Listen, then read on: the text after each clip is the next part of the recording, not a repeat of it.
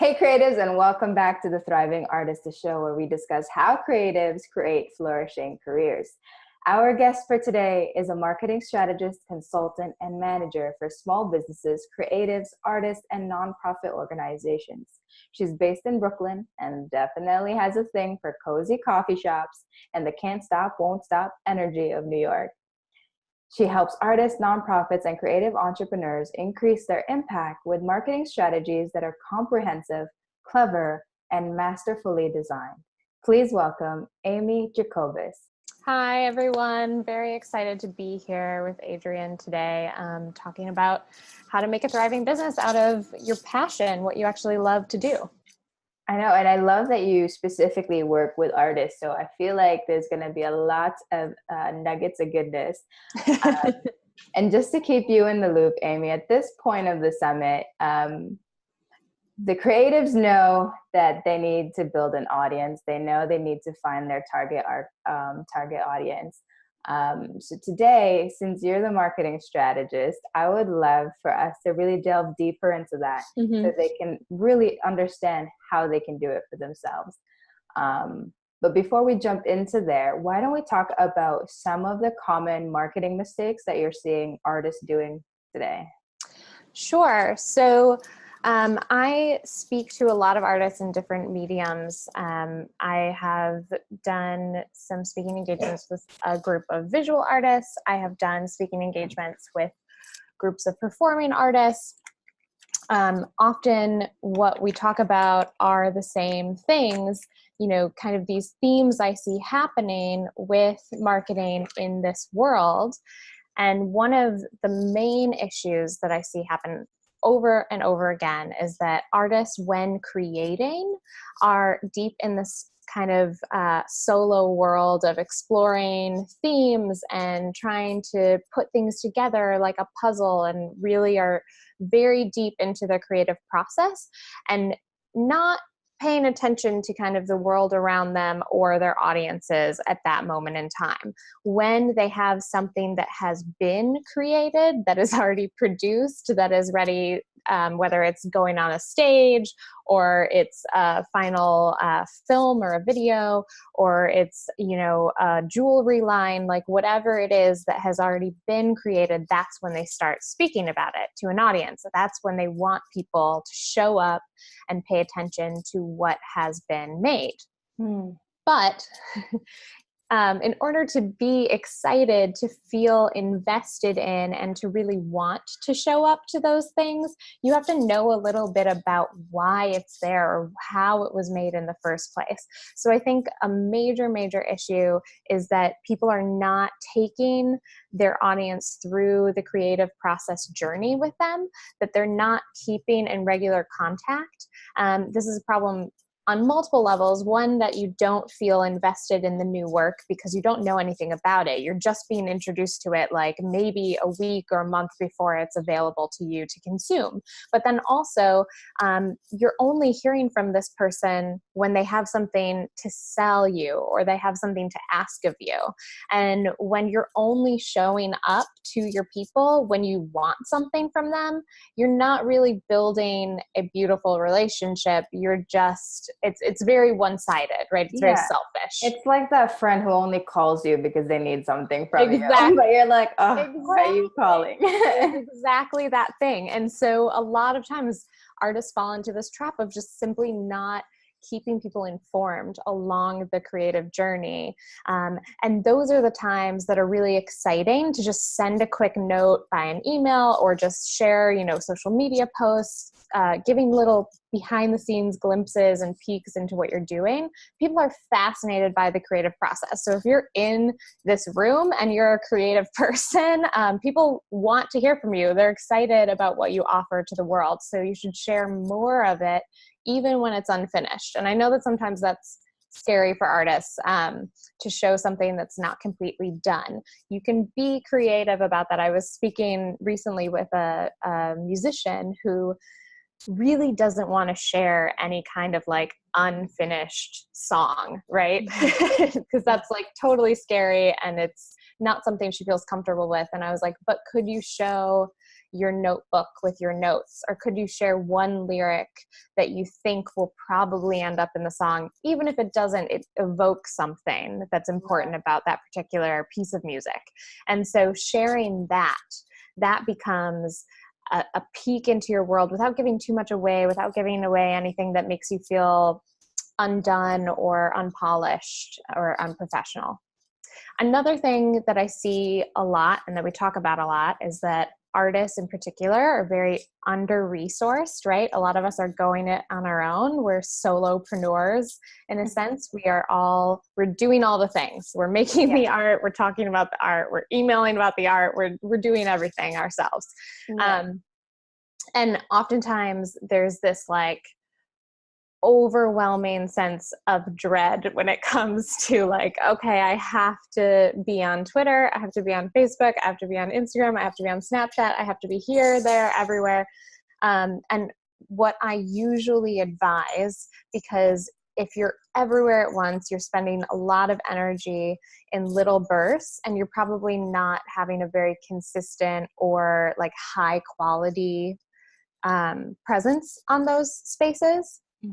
But if you really tune into like your intuition and just like ask people around you what they think your strengths are, then you start to realize, okay, I'm an excellent public speaker and I think that I'm great at doing video. So what I'm going to do is mostly Instagram video, YouTube, places where I can show up in person and talk at a camera and talk to my audience directly. Or if that's like really uncomfortable for you, don't show up in those spaces. Don't bother with them. Use other outlets. Use your photography skills on Instagram. Create a really compelling blog that someone can follow along your creative journey. Like all of these other outlets exist. You can use your strengths and choose one to do it really, really well rather than choose everything and do them all poorly. Because in the end, if you're not spending a lot of energy on one of them, then you're really just, you're doing a shoddy job at all of them. Yeah, so that's really interesting. So it's really all about understanding yourself and your strengths and knowing what platform makes sense for you. Because I feel like some artists might feel like pressured to have to build a presence on a certain platform because it's the next big thing. Yeah. What are your thoughts on that? Certainly. So I do think that Facebook and Instagram have the biggest reach for everyone right now, and that's an important factor to consider. So if you're looking particularly to use some kind of paid advertising, which I think all artists should invest in learning a little bit more about, even with like very small budgets and low resources, you can really make a difference drawing people in by using super targeted ads, particularly on Facebook and now on Instagram, which Facebook owns. And so if you want to run your ads on Instagram, you run them through Facebook. So I do think that it is important to have a presence on those platforms, but it doesn't mean that you have to like essentially showcase that as your one space that you show up on the internet. And I would say definitely if you have a business name or your name, grab all of those handles different places. I know that, I have at Amy Jacobus on Instagram. I also have it on Facebook. I try to like grab all of the spaces so that I just have ownership over those spaces, even if I don't put anything there, because what you could do, I think right now on my Twitter, because I don't go on there very often, I find it to be like a more negative space and I like to hang out on Instagram. So I honor that and I do that. And what I do is I pin a tweet to the top of my profile that says, hey, I'm spending more time on Instagram. Find me over there if you want to really have a conversation with me. And so you can also use these other spaces. If someone Googles your name, they'll find you multiple areas, but you could direct them and kind of funnel them to the one place that you show up the most. I love it. I love it. Okay. And then when you were talking specifically about Facebook, you said Yeah. you can use very targeted ads. Yes. So I think this brings us now to the question, how do we define who our audience is? How do we figure that out? Because there's no way you can create targeted ads if you don't know your audience and you don't know who you're trying to get Exactly. to. Exactly. So, a lot of what I do in a very early marketing class I teach for artists is talk about audience, which I think is a really rough subject for creatives. Actually, it's usually the time at which everyone in the room kind of tenses up and gets weird on me because because essentially we as artists think that our art is for everyone or our art is for the world. And I do not disagree. I think that art is a beautiful part of this universe, deserves to be on like the highest platform, arts in all the schools. Like I am a full-time believer in this message, but I'm also realistic, right? And not every artist's work actually resonates with every person. So I'm more of a contemporary art person. I am a former dancer, and so I really love going to see dance. What I am drawn to in performance is a more contemporary, abstract, modern type of dancing.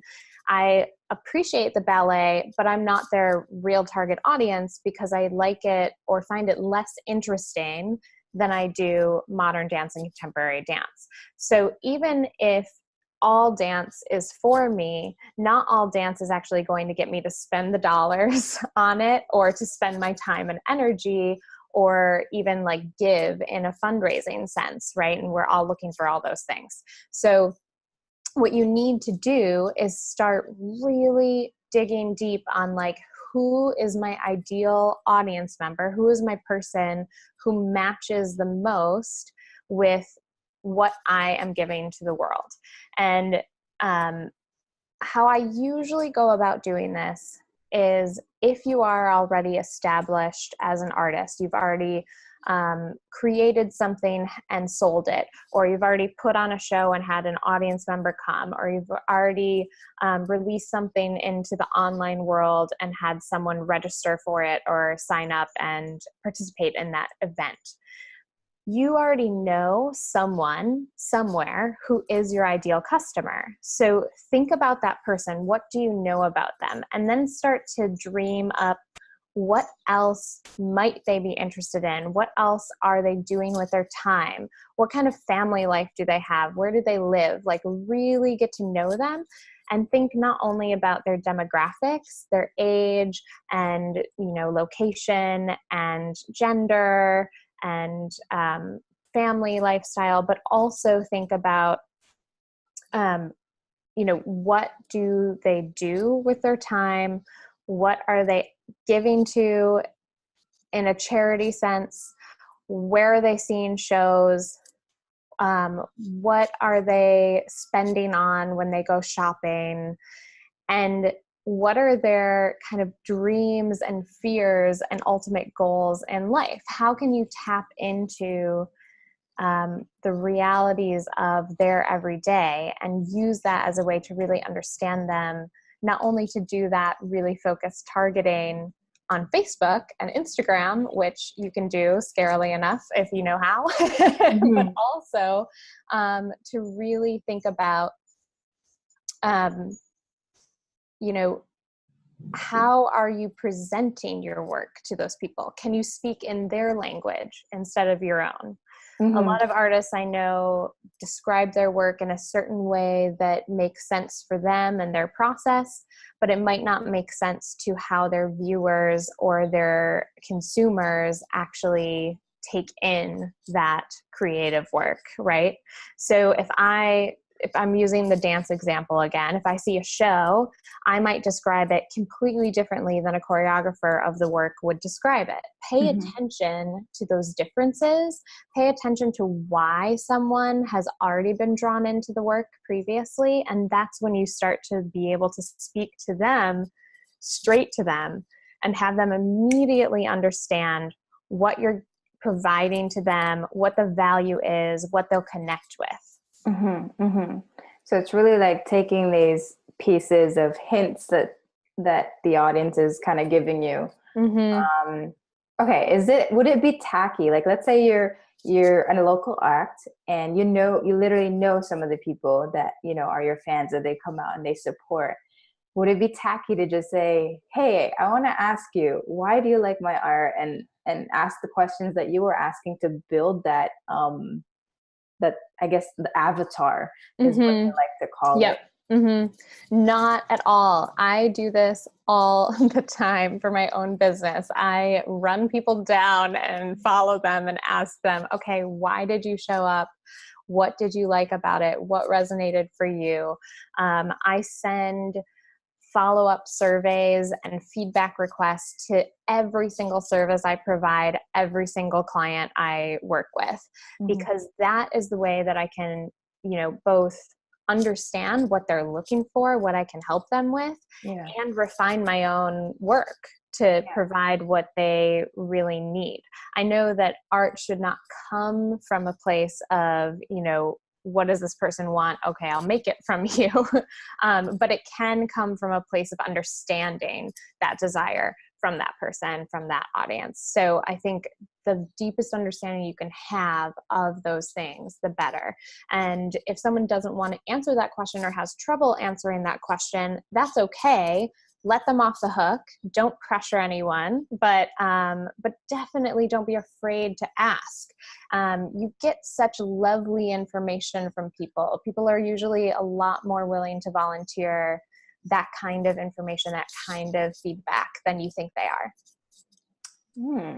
Fascinating. Because I feel like it's just going to help you actually practically build a definition of your audience, because you're actually asking them instead of just, what is it about this person? And sometimes what resonates with them is so different from what you thought. So just ask them. Absolutely. And it's also a good idea too, to think about who are the people in my field who are sort of like me in certain ways, and who are their audience members, and kind of compare, like, there might be something there in this, musician's work that relates somehow on a tonal level to this painter's work.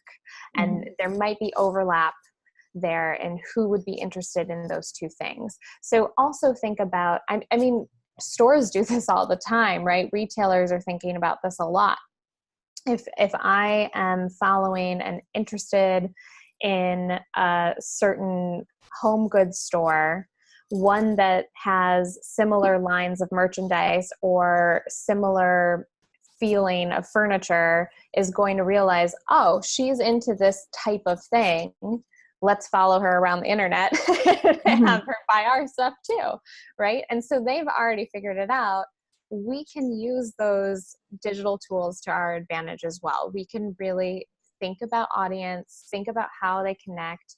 And I don't really like to think about things in the creative economy as competition, but colleagues, right? So just look at your peers. What are they doing? What are they making that's similar, that's interesting, that has some kind of vibe that feels like it's like yours? You can form partnerships that way, but you can also understand your audience a little bit better in that way as well. I love it. So now our audience knows that they need to understand their audience. The viewers know now that they have to really have a clear sense of who their audience are. Now, usually the next thing is, how do I find these people? How do I build? And you mentioned, it's really quality over quantity. So Mm-hmm. I know, like, I'm in the music space, so Yep.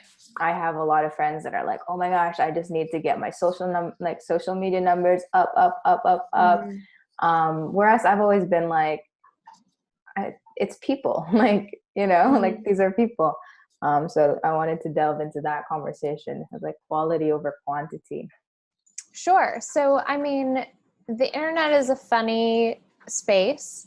Sometimes when you see someone with, 10 gazillion followers, they very well could be majorly in debt and you have no idea, right? So, like, we all put our best selves forward online. And I always tell people, like, it's tricky with quantity when you're really searching for like the 10,000 mark in followers and stuff like that. If you're only going for that number, you lose sight of that ideal audience member who's actually going to make you money or support your work in a way that lifts it up. If you're just thinking about quantity and raising the number, you'll do whatever you can. You'll buy followers, you'll, beg people to come over to your platform. But then those people will completely ignore everything you're doing on that platform because they're not actually interested in what you have to offer. If you get people slowly but steadily and surely who really, really want to know what you have to say, to buy what you have to sell, those are the people who are going to make you money and have you lose this idea of starving artists that we're trying to combat here in this space in the Thriving Artist Summit. But also, they're the ones who are going to become loyal, excited ambassadors of your brand. They're going to tell their friends and family to also be interested in what you do because they've already bought into the idea, right? They're excited about it. So I always say that if you're going for numbers, you're doing it wrong. You should be going for, whatever numbers you should be going for are actually like engagement numbers, right? Who's actually paying attention, listening to your music, coming to the shows, buying your things. The sales dollars are the most important, whereas the number of followers really doesn't mean anything at the end of the day if you can't have a thriving business based on it. So how do people go about finding that forever fan that you were saying, or like those quality people that not only show up and then they say, yeah, this is great, I like this, but they show up and they stay Mm-hmm. and they Yeah. follow the journey?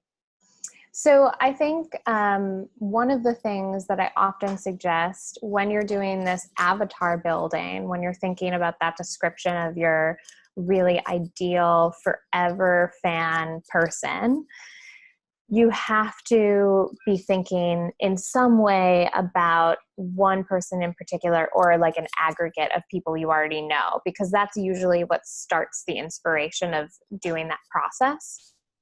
Go talk to that person or that group of people. Say, you know what, you are my ideal customer, audience member, follower, fan. I want to know more about you. Take them out for coffee, buy them the coffee, do something nice for them.